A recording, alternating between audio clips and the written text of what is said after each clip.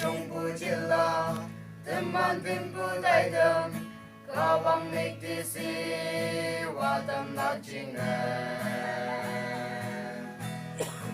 nang ning ngau kaya nik ti si wa ta kawang mong hata na ching ngang ha kawang ang ching tui sau linh tâm lạc a chilla nang tui sa si yen mo pe kawang king yam ta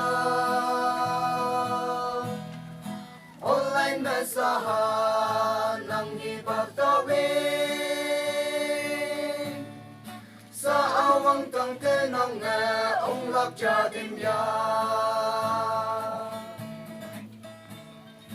mong hem men nhịp bù kinh bay bù chạy hay nào nàng ai ăn hay tùy sao ăn ngày tàu yang kinh nhi ministry tay tâm mẹ ôm mẹ tâm bù thể cao quang nắng nga mười man pha cao quang ăn chinh tươi sâu linh tâm lạc a chỉ là nắng tùy si yen mo pe kawang ing yam ta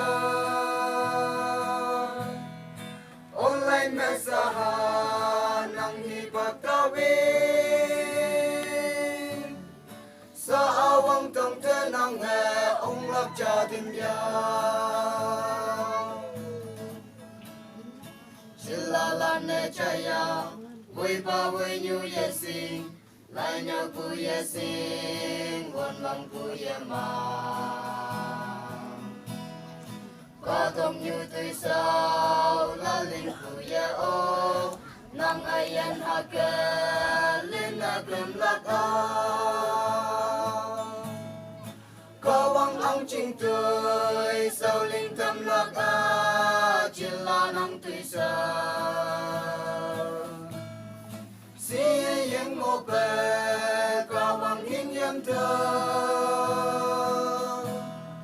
online message nang hi bak ta we